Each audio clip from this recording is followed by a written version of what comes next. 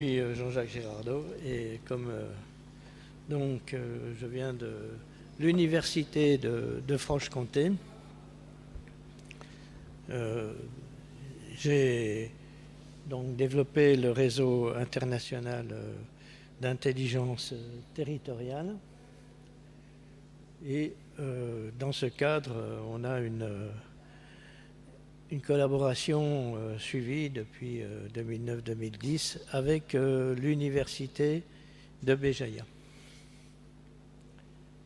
Donc, je remercie l'université, son recteur, le vice-recteur aux relations internationales, qui se sont Baïdjedine Hachemaoui, avec qui je travaille maintenant depuis très longtemps sur le thème de la qualité territoriale. Ils se sont beaucoup démenés pour que je puisse être là aujourd'hui.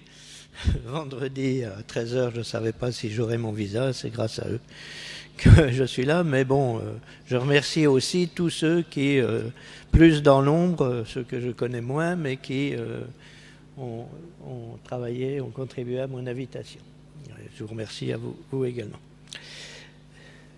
Alors, donc je vais vous présenter d'une part les concepts qui fondent maintenant une vision prospective de la marche vers le développement durable et des métiers qui y sont liés. On verra qu'il y a quand même pas mal de choses à l'heure actuelle. Et surtout, bien sûr, donc, quels sont ces nouveaux métiers? Et j'ai retenu 4 secteurs pour des raisons, je dirais, historiques. L'économie verte, parce qu'on a travaillé très très tôt dans les programmes européens sur l'économie verte. Et puis ensuite, l'économie sociale et solidaire, qui est un secteur assez fort en France. Puis l'économie de la fonctionnalité, l'économie circulaire.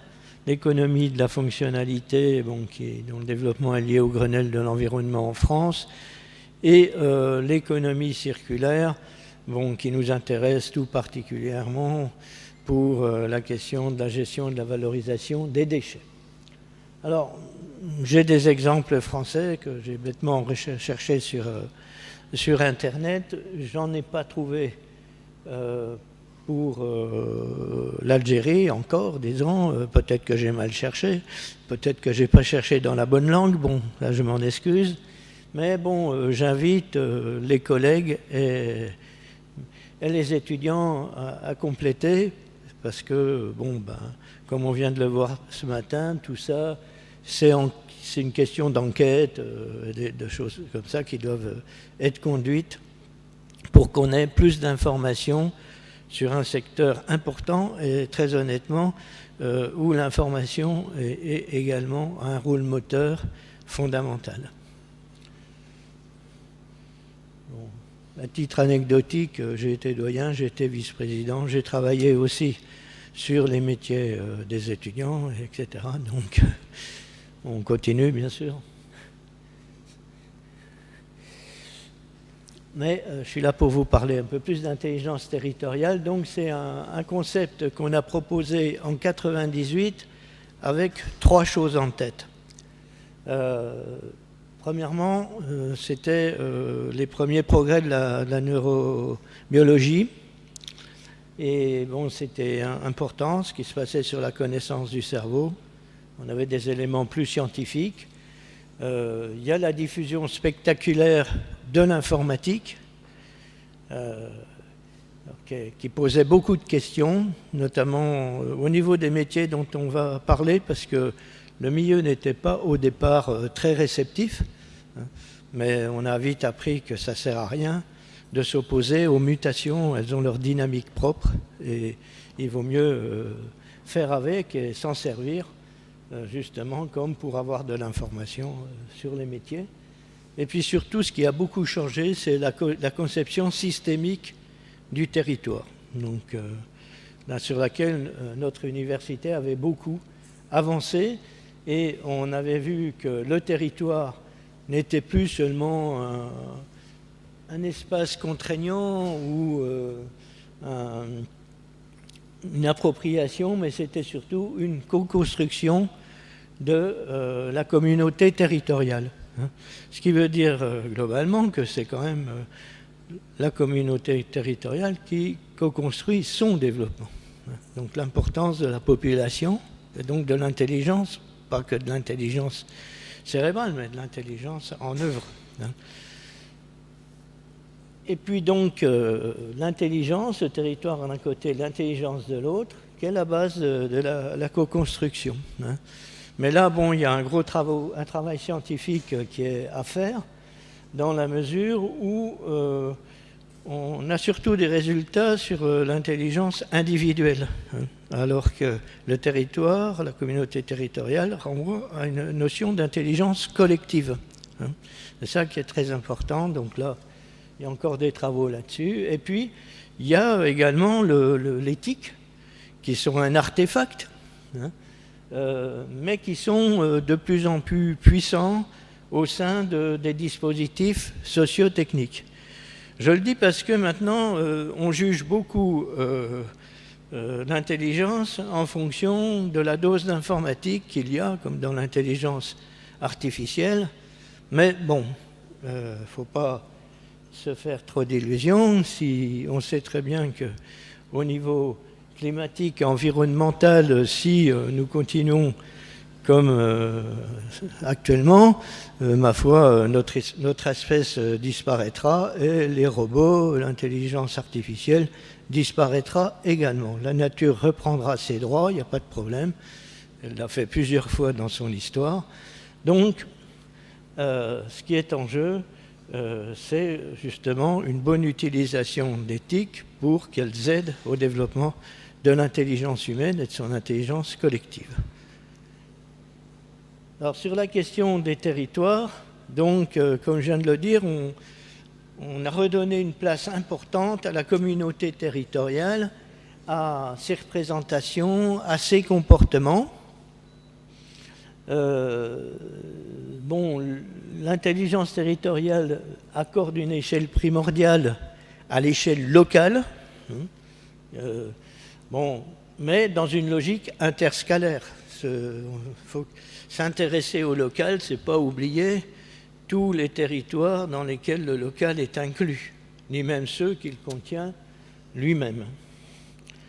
Par contre, ce qui était intéressant à ce moment-là, c'était qu'on s'intéressait aux spécificités territoriales, donc à la diversité des territoires. Ça, c'est une chose. Maintenant, il n'y a plus à insister trop là-dessus, mais à l'époque, c'était vraiment un enjeu. Et une chose sur laquelle on travaille beaucoup maintenant, c'est le lien entre territoire et réseau. Tout territoire est en réseau avec d'autres territoires, alors que des fois, théoriquement, on oppose les deux concepts. Ensuite, concrètement, parce que l'intelligence territoriale, c'est une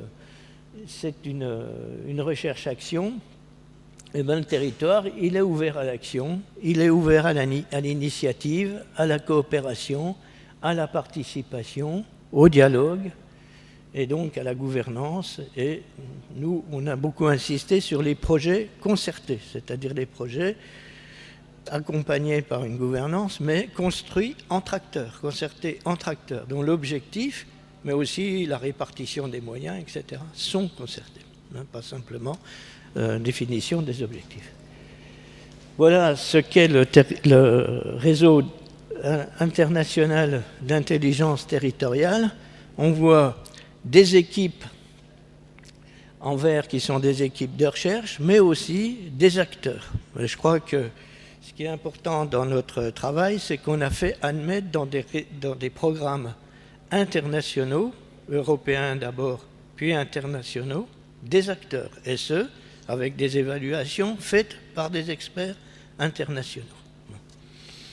Donc, je crois que ça, c'était une chose importante. Et on propose toujours, au niveau international, ici, c'est une équipe de recherche technologique, qui a pour fonction d'animer, je dirais, l'ensemble du réseau, parce que ça fait maintenant un nombre important d'équipes, on ne les compte plus, mais En fait, il y en a plus de 160, et donc on se base sur un réseau un peu plus étroit d'une dizaine d'acteurs pour et nous espérons que Béjaïa, enfin on en est sûr, va trouver sa place au niveau de ce noyau. Alors, une petite précision sur le développement durable. C'est en fait, bien sûr, tout le monde le sait, bon, il y a beaucoup de discussions sur le développement durable, mais en fait, moi, ce qui m'intéresse, c'est qu'on peut parler de développement durable avec beaucoup de gens, bien sûr avec des définitions variables, mais quand même, on s'entend à peu près sur un minimum de choses, comme le fait que il y a des objectifs économiques, sociaux et environnementaux, mais qu'on doit trouver un équilibre entre ces trois objectifs, auxquels moi j'ajoute assez volontiers culturels. Et puis, simplement pour insister que l'intelligence territoriale ne peut pas se confondre avec l'intelligence économique, qui, elle, ne s'intéresse bien sûr qu'à des avantages économiques, des avantages compétitifs, comme l'a dit Porter, son créateur. Ce n'est pas un mal en soi, mais simplement, on ne travaille pas avec le même objectif. L'objectif du développement durable, ce n'est pas le profit, c'est le bien-être des populations, bien-être individuel et collectif, comme on dit. Donc, un petit mot sur le concept de transition socio-écologique. Il y a eu la Commission européenne en 2009, après des travaux d'ailleurs de Rob Hopkins, a introduit le concept de transition socio-écologique. Donc, avec cette particularité, c'est qu'on fait référence à une transition qui implique l'évolution des comportements collectifs, mais surtout individuels. C'est-à-dire que cette transition socio-écologique, c'est l'affaire de tous.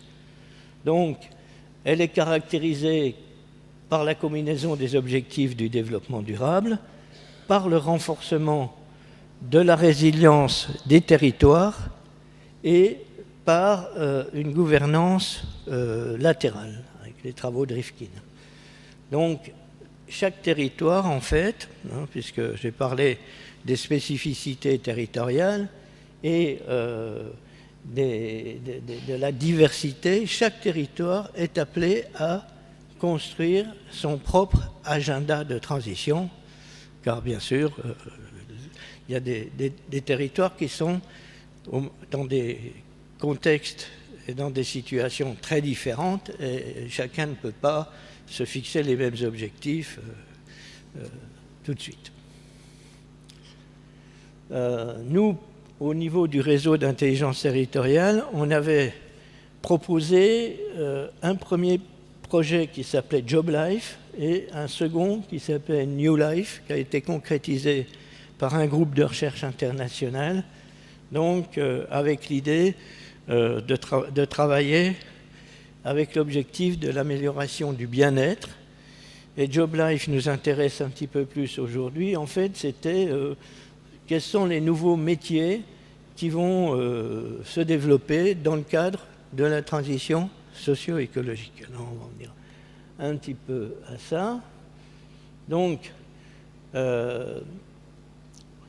c'est ça. Bon, on insiste plus trop sur la conscience de l'importance de préserver la Terre, etc., les enjeux actuels au niveau atmosphérique, climatique, etc. Bon.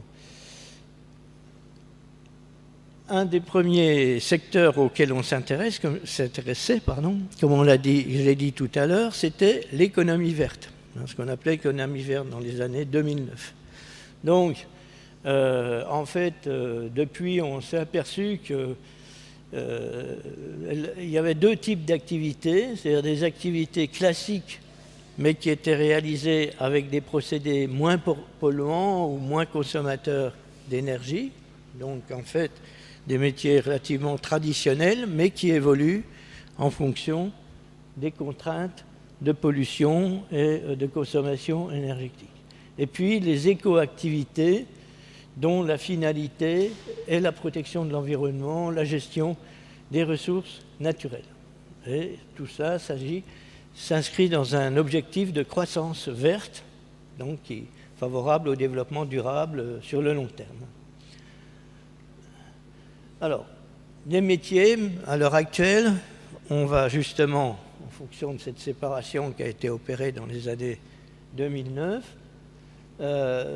on distingue les métiers verts, c'est-à-dire ceux qui ont pour objet de travailler directement sur la préservation de l'environnement dans des domaines comme le traitement des déchets, on y est, les eaux usées, la gestion des réserves naturelles, la mesure des pollutions. Ça, ce sont des nouveaux métiers. Par contre, il y a énormément de métiers qui sont dits verdissants parce que ce sont des métiers traditionnels qui intègrent une nouvelle compétence. Ça se voit principalement dans l'agriculture et dans le bâtiment. Et là, à ce niveau-là, tous les secteurs sont concernés. La réflexion est largement ouverte à l'heure actuelle. Il suffit de parcourir le salon pour voir quand même que ça a bien bougé de ce côté-là. Alors voilà les chiffres qui concernent la France pour les métiers verts. Donc il y a surtout l'assainissement, les traitements des déchets, la production et distribution d'énergie et d'eau et la protection de la nature et de l'environnement. Donc ça représente à l'heure actuelle 146 000 emplois. Enfin, ce sont des chiffres, donc ils ont toujours 2 ou 3 années en fait de retard, mais vous voyez que sur l'ensemble des professions, ça reste très marginal, mais ça se développe. Les métiers verdissants, donc là c'est quand même plus important, c'est 3,8% de millions de personnes en 2014, donc quand même 14% de l'emploi total. Hein, c'est loin d'être négligeable.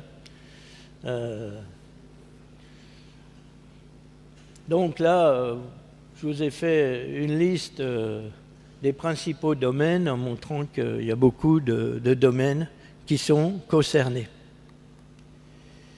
Un autre secteur qui se développe avec de nouveaux métiers ou des métiers transformés, c'est l'économie sociale et solidaire.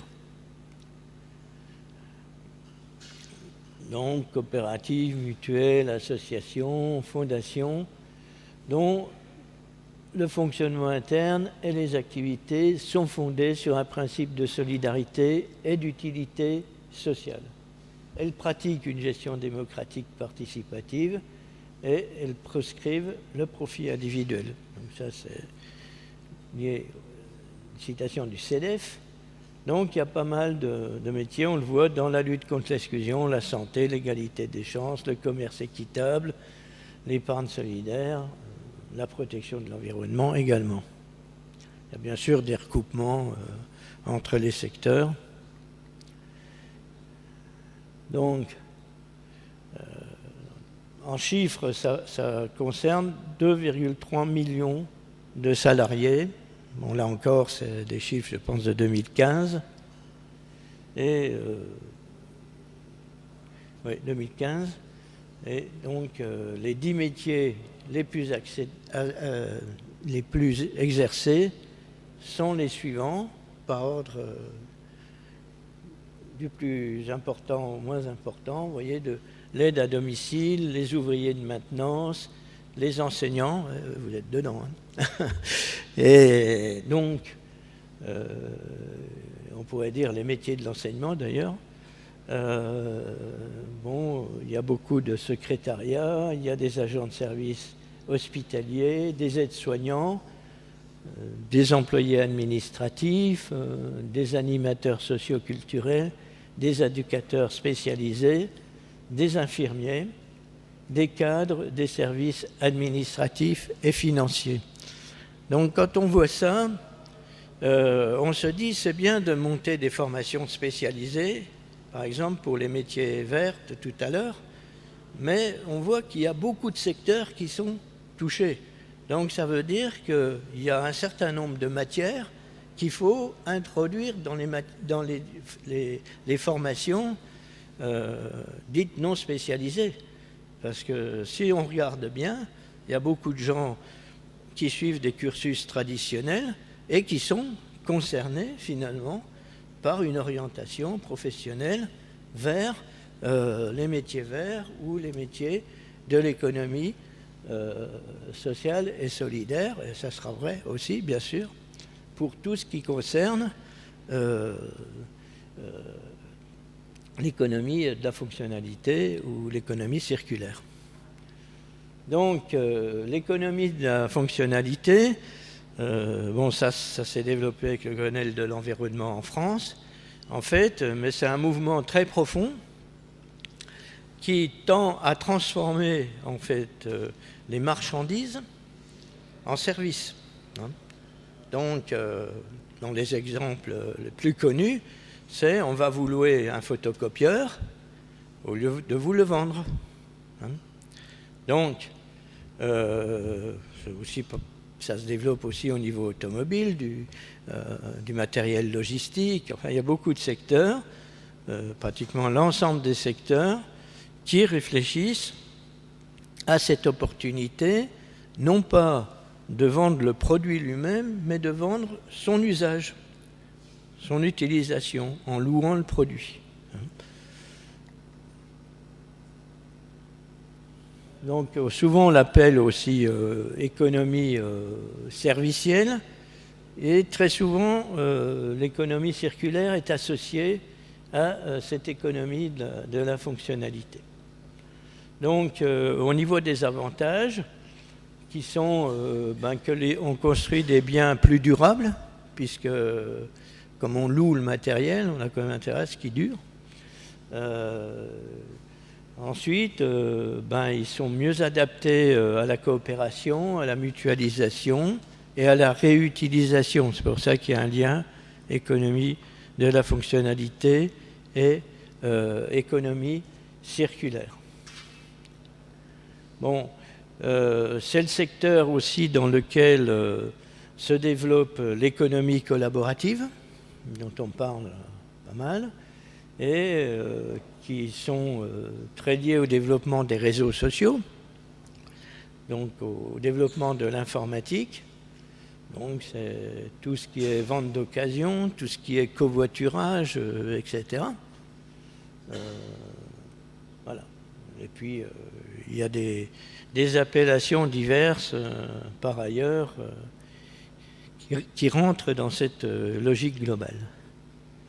Donc qu'est-ce qui intéresse les entreprises? D'une part, l'entreprise peut le faire par choix politique pour réduire son impact sur la planète.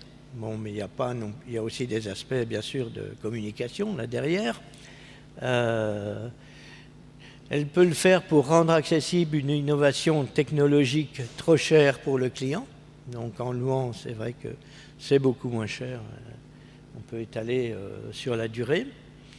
Elle peut de la même façon élargir son offre vers des publics désireux d'acheter l'usage sans s'encombrer du produit. Hein, ça, c'est tous les systèmes de location de vélo, de location de voiture. Et puis, il y a même une incitation économique lorsque le modèle classique de vente du produit n'est plus suffisamment rentable. La location peut s'avérer une alternative beaucoup plus rentable. Les avantages, donc c'est, comme j'ai dit tout à l'heure, meilleure durabilité, on consomme moins de matières premières et d'énergie, de l'ordre de 30 à 50% quand même de réduction, ce qui est intéressant. Et le prix final peut être abaissé, donc meilleure compétitivité. Donc il y a beaucoup de secteurs de l'économie de la fonctionnalité qui se sont développés au détriment des entreprises qui continuaient à vendre les produits parce que c'était moins cher de les louer. Alors, là, on a peu de chiffres parce qu'en fait, ça impacte tous les secteurs d'activité, pratiquement tous les métiers. Alors, l'économie circulaire, donc, elle elle s'inscrit dans l'intelligence territoriale avec l'idée qu'on va fédérer tous les systèmes cognitifs d'un territoire et pour générer une transition socio-écologique. Alors, l'économie circulaire, elle propose une évolution de l'économie en accord avec la référence au développement durable. Moi-même, j'ai tendance à considérer qu'à ce niveau-là, l'économie a loupé une occasion, parce qu'honnêtement, on pouvait le faire dès le XVIIIe siècle, penser à ne pas tout jeter, etc. Bon, donc, gérer les choses avec économie, justement, hein, c'était déjà dans les premières conceptions économiques d'être vigilant sur les ressources, sur l'emploi des ressources, c'est tout. Bon, pourquoi on ne l'a pas fait? Là, c'est une autre réflexion. Peut-être on était guidé par de mauvais indicateurs.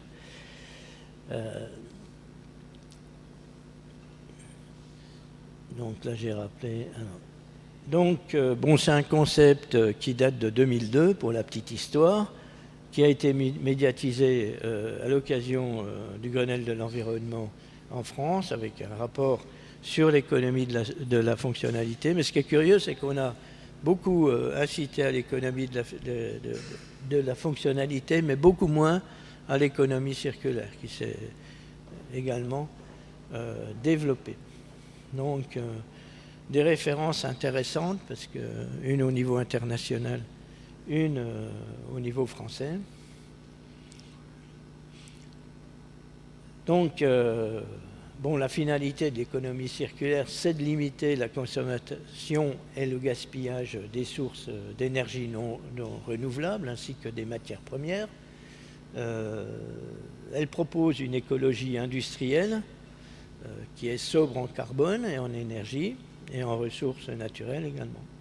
Et un aspect qui va nous intéresser au niveau métier, c'est le rôle central de l'éco-conception des produits et des services, bon, qui doit faciliter le recyclage des produits au meilleur coût. Si on veut vraiment instaurer un cycle qui permette cette économie, ça se fait dès la conception du produit, qui pourra ou non être facile à réparer, facile à réutiliser, etc. Sinon, actuellement, on est plutôt justement sur une conception des produits qui est plutôt orientée vers le jetable. Ça commence à changer, mais c'est plutôt la logique. Donc, là, on verra qu'à ce niveau-là, il y a beaucoup de métiers qui se développent, dans le design notamment. Alors, voici le schéma qui est peut-être peu lisible parce qu'il est très complet, mais vous le retrouvez facilement sur les sites que je vous ai indiqués tout à l'heure, parce que en fait, on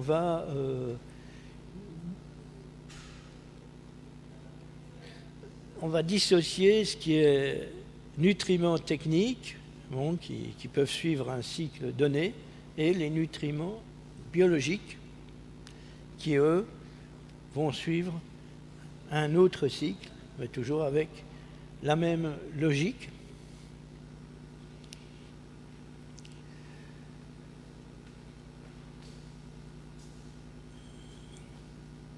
Donc, au niveau des métiers, bon, c'est qu'on met l'accent sur de nouveaux modes de conception, de nouveaux modes de production, de nouveaux modes de consommation, sur bien sûr le prolongement de la durée d'usage des produits.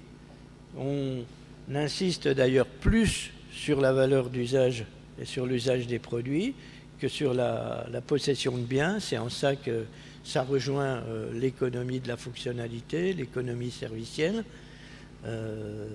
Et bien sûr, la réutilisation, le recyclage. Donc là, c'est la règle des 4 R. Bon, mais il ne faut jamais oublier que le premier R, ça devrait être réduire. Parce que c'est clair que quand on s'attaque, quand on voit les problèmes, par exemple, liés aux déchets plastiques, bon, c'est clair que la bonne décision, c'est celle qui a été prise il y a quelques jours par le Parlement français, à savoir les interdire. Parce que de toute façon, il faut ils ont une telle durée de vie qu'on prend des décisions qui engagent plusieurs générations en consommant ce type de produit. Bien que ça nous semble, à nous, peut-être plus simple. Alors une chose qui est importante, c'est que l'économie circulaire invite à la relocalisation, c'est-à-dire elle se développe très clairement au niveau local. Elle incite à la coopération entre les acteurs, donc ça c'est une chose bien sûr qui est importante dans le cadre du projet dont a parlé Baïdj hier. Parce que c'est vraiment une affaire de coopération, c'est vraiment une affaire de projet concerté, et c'est illustré par le salon. Il y a donc tout un savoir-faire qui intéresse la formation et les métiers au niveau de la gestion de projet, etc. De l'animation, également des projets et tout. J'ai vu que c'était bien fait ici, ça a l'air de marcher, ça avance bien. Alors, une question qui se pose, c'est encore sur les modes de gouvernance. Donc là, c'est un point important parce que, je l'ai dit, la transition écologique, c'est une question, bien sûr, de comportement, mais pas comportement individuel, mais aussi des comportements collectifs, les comportements des entreprises, mais tout ça suppose une gouvernance adaptée, et je dirais bienveillante, qui ne tue pas non plus les initiatives. Donc là, il y a beaucoup à faire également au niveau des processus de décision pour la coordination, la concertation, dans un contexte concurrentiel, tout ça reste à faire évoluer. Donc voilà une autre présentation des domaines et des piliers, qui est en fait aussi une présentation des secteurs de l'économie circulaire.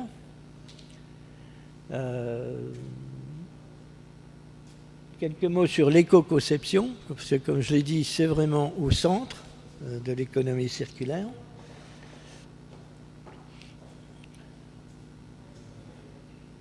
Donc, il y a pas mal de conditions. Et au niveau des métiers, eh ben, ce qui a été mesuré, c'est qu'en fait, l'économie circulaire, entre tous ces objectifs, réparation, réutilisation, recyclage, on estime que ça génère 25 fois plus d'emplois que la simple mise en décharge des déchets, ou le simple enfouissement, par exemple. Et on a estimé, là je n'avais pas la date, parce que c'est une citation, donc le recyclage et la valorisation des déchets font travailler 110 000 personnes en France à l'heure actuelle, grosso modo.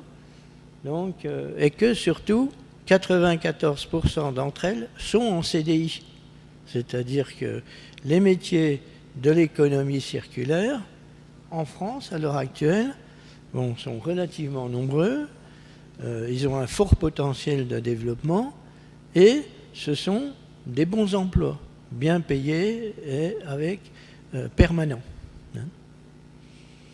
Donc, les grands secteurs, c'est l'éco-conception, c'est les métiers de service, c'est, ça marche encore, c'est la réparation, qui vraiment est un secteur qui fournit beaucoup d'emplois. Et puis, il y a des nouveaux métiers dans la médiation, dans l'animation, dans le recyclage des déchets, là, bien sûr, c'est important. Et puis, pour ma part, j'ajouterai aussi tout ce qui est marketing, commercial, etc., qui va avec les fonctions de médiation et d'animation, mais qui sont importants. parce que ce n'est pas parce qu'on fait du développement durable qu'il ne faut ne pas être rentable au sens au moins d'équilibrer son budget. Donc, on voit que pour ces 4 secteurs, il y a déjà des nouveaux emplois et qui sont déjà en mutation, là, qui sont beaucoup plus nombreux, donc comme les métiers verdissants.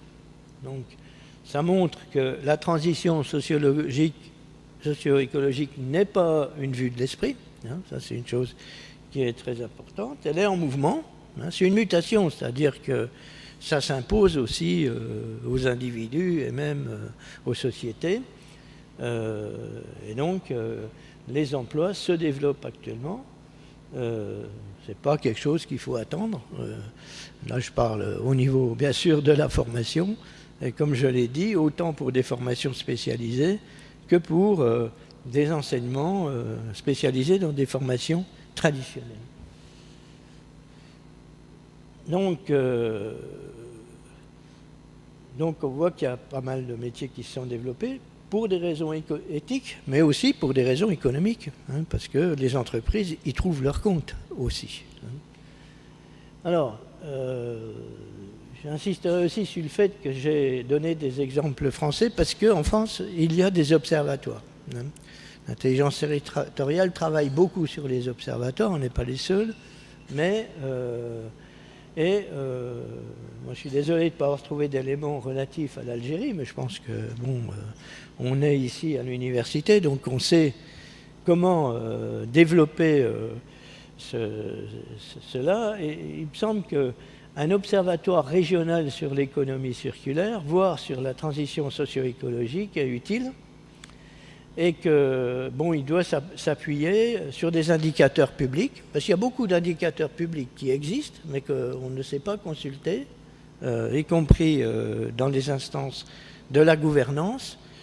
Moi, il m'arrivait souvent de dire à des politiques, mais ça existe, il suffit d'aller sur tel site, etc. Bon, mais c'est vrai que ce n'est pas très disponible. Ce n'est pas non plus des sites qui sont toujours très lisibles. Alors, c'est peut-être bien de réunir ce qui concerne une région à l'échelle de cette région et en fonction de ses spécificités. Bon, et il y a toute une partie, on en a vu ce matin, mais des enquêtes. Les enquêtes, c'est très important. Et il faut des enquêtes, bien sûr, auprès des acteurs, des entreprises, des administrations, mais aussi auprès des habitants. Il faut savoir ce que cherchent, ce que veulent les habitants. C'est très important.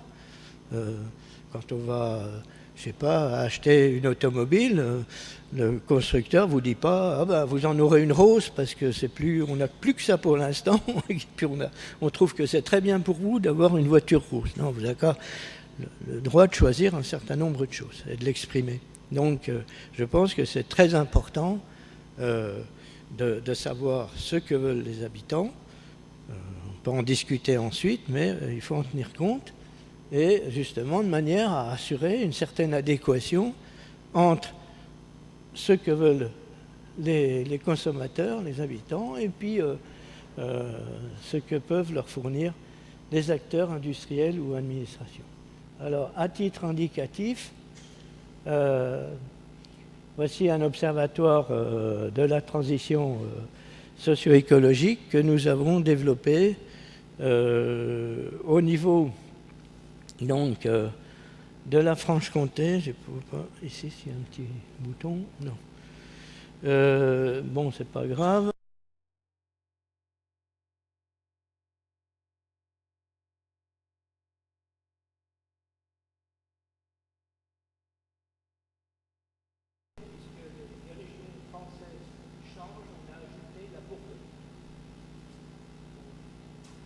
Ici, ce sont les revenus.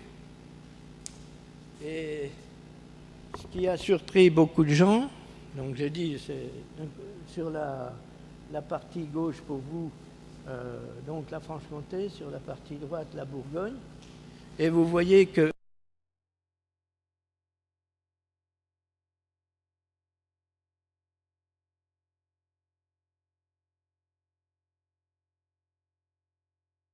C'est le rouge là. Ah, pourtant j'ai essayé d'appuyer sur... Non, non.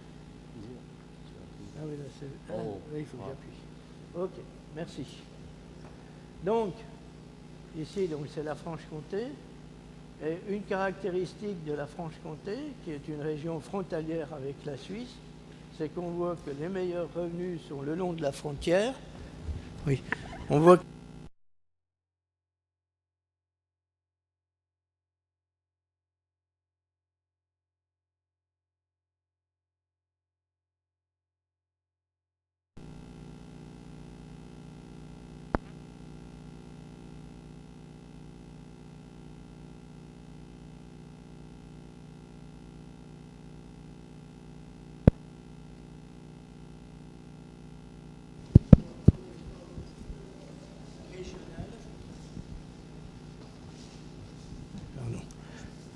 je sais pas.